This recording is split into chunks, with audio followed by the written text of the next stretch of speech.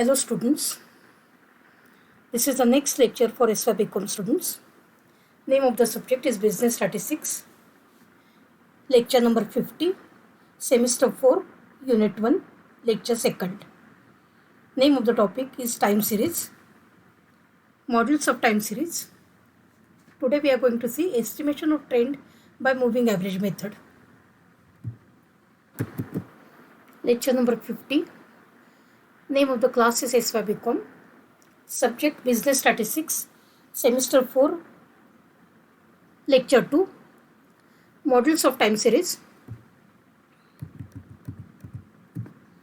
In analysis, it is required to know how the components interact and give the joint effect, which is done with the help of models.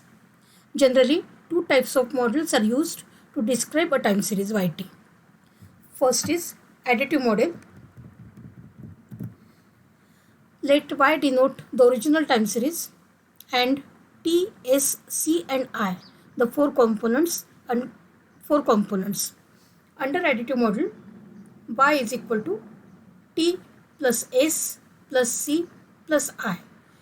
T stands for trend, S stands for seasonal variations, C stands for cyclical variations and I stands for irregular variations. This model assumes that the original time series is mere sum of the four components. In turn, it assumes that the four components have no interaction and act independently. Whenever the changes are by a constant amount, additive model is used. See the example. Suppose a time series has components trend is equal to 300, seasonal variation S is equal to 90, cyclical variation C is equal to 20 and irregular component I is equal to minus 15 at fixed point of time T. Then under additive model, YT can be calculated as T plus S plus C plus I, which is equal to 300 plus 90 plus 20 minus 15. So total becomes 395. The assumption in the additive model is that the components are non-interactive or independent is non-realistic. In order to overcome these limitations, multiplicative model is popularly used. Multiplicative model. Under this model, the original time series Y is assumed to be the effect of the four components working interactively. Hence, Y is equal to T into S into C into I. In economics, wherever the changes are by the constant rate, multiplicative model is used. Using either of these models, the components are eliminated one by one. This elimination helps in isolating the factors from one another and measuring them independently. For example, suppose a time series with multiplicative model has components trend T is equal to 500, seasonal variations S is equal to 1.3, cyclical variations C is equal to 1.2 and irregular variations I is equal to 0.9 at a certain time point T. Then under a multiplicative model, YT can be calculated as T into S into C into I, which is equal to 500 into 1.3 into 1.2 into 0.9. So the total product becomes 702. So time series. There are many factors which change with time. That is, as time passes, their values also changes.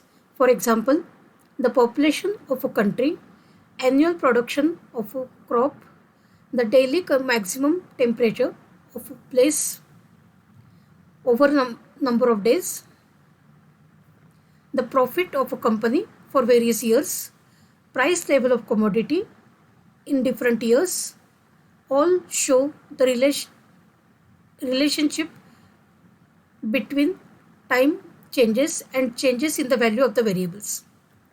Time series can be considered as the sequence of observations made at different times of some variable. Utility of time series.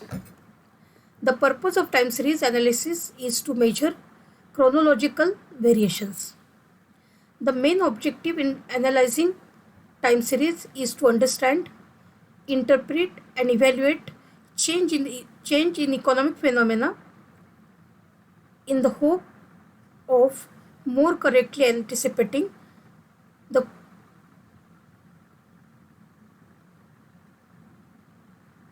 the courses of future events. The objectives of analysis of a time series are as follows.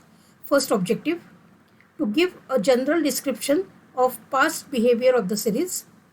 Second, to analyze the past behavior, and third, to forecast the future with the help of the past behavior. Uses of time series can be given as: first use, it helps in understanding past behavior. Second use, it helps in planning future operations. Third, it helps in description of causes and factors operating in the present. Fourth, it facilitates comparison of different time series. Components of time series. There are four types of basic factors which causes fluctuations of a time series, and they are called as components of time series. We already have seen these four components. First is trend, which is also called as secular trend. Second is seasonal variations, capital S. Cyclical variations denoted by capital C. Irregular variations, capital I. Methods of estimating trend. Trend can be estimated by several methods, of which we consider the following. First is moving average method. Second is least squares method. And third is exponential smoothing method. See the first method, moving average method. Measurement of trend is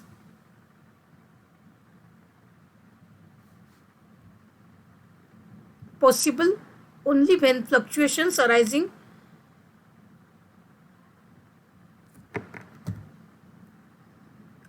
to other three components of time series are smoothed out. This is nicely achieved in the method of moving averages. It consists of obtaining arithmetic means of successive overlapping values. The method proceeds as follows. Suppose the following is the time series. Time values are T1, T2 up to Tn, and time series values are Y, Y1, Y2 up to Yn. Suppose we want to find moving averages of period M. Say, this M, called period of moving average, is generally taken equal to the time periods of which two successive maxima of Y are seen. The series of moving averages is calculated as follows. First moving average is equal to Y1 plus Y2 up to Ym. Take the total of first M values divided by M. Second moving average, we will skip Y1. We will start with Y2. Y2 plus Y3 up to Ym plus 1. Again we have to take M values only, divided by M. Third moving average, we will skip first two values, that is Y1, Y2 are not considered. Y3 plus Y4 up to Ym plus 2, divided by M. And so on. This way we can calculate the moving averages up to the last M values are considered. Two cases arise. First is M is odd. In this situation, moving average is placed against the mid value of the time interval it covers. For example, If m is equal to 5, the moving average will be placed in front of the third value of the group. Second, m is even.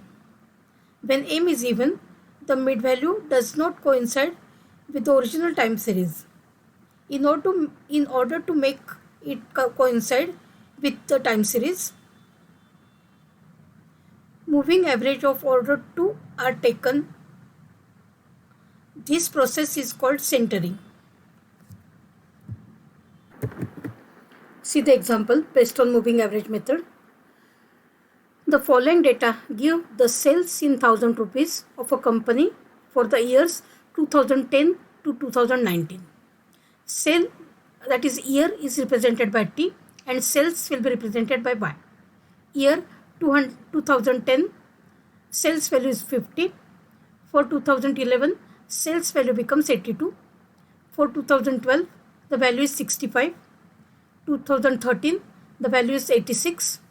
2014, the value becomes 70. 2015, the value is 52. 2016, value is 90.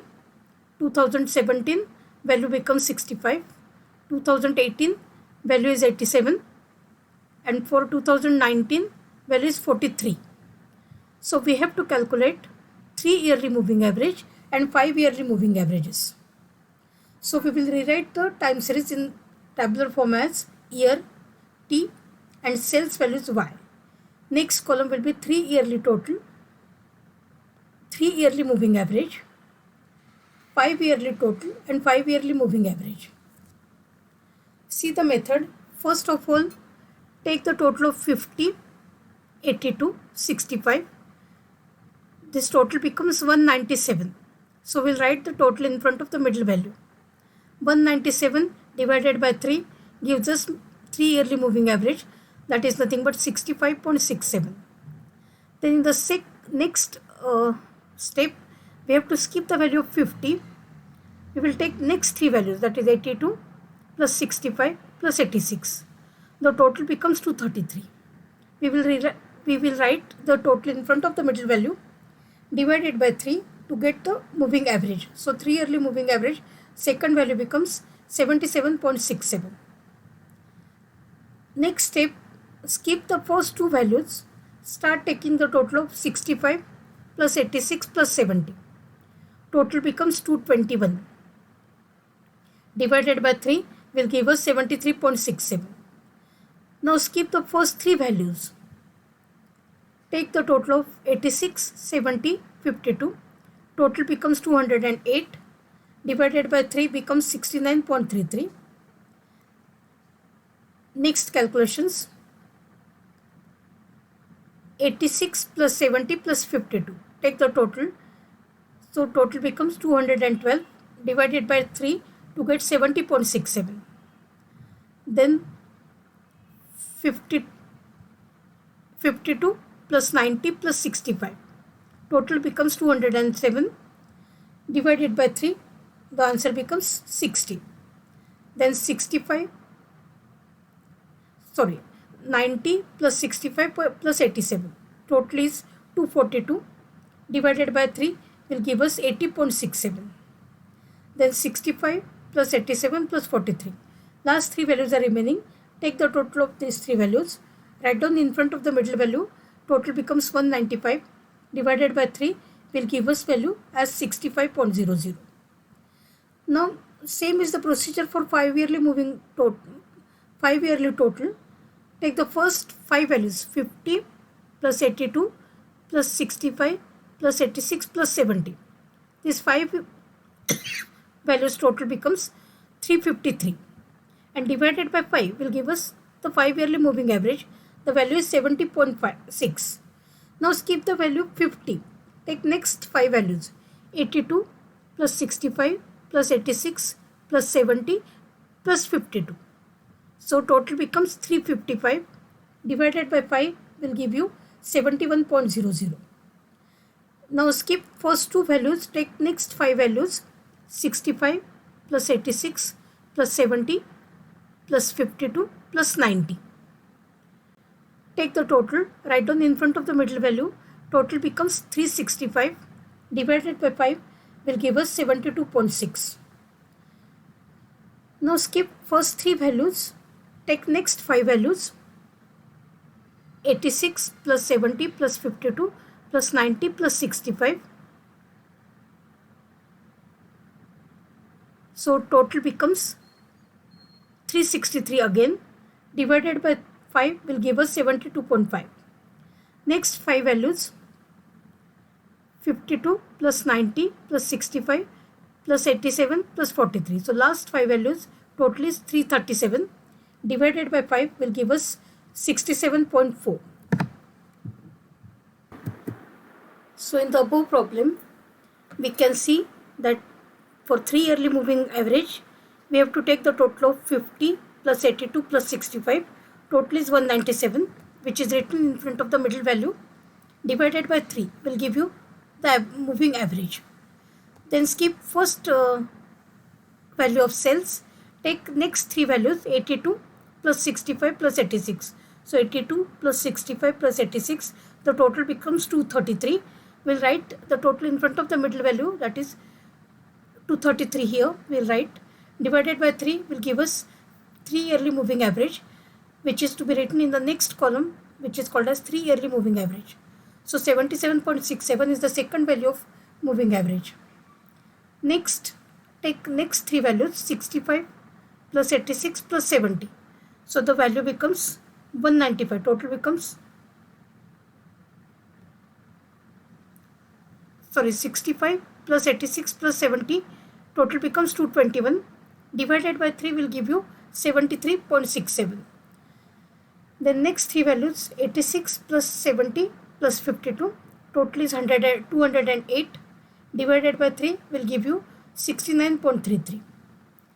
Next 3 values, 52 plus 90 plus 65.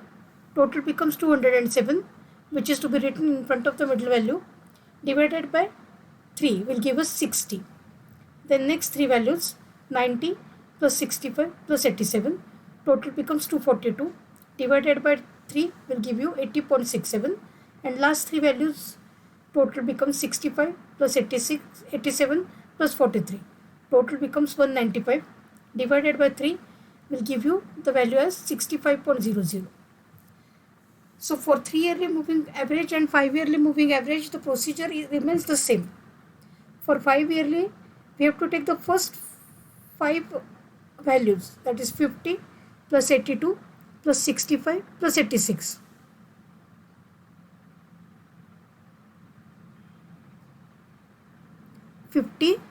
Plus 82 plus 65 plus 86 plus 70.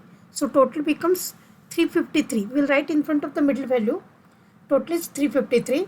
Divided by 5 will give you the 5 yearly moving average. Now leave the first value. Take next 5 values as 82 plus 65 plus 86 plus 70 plus 52.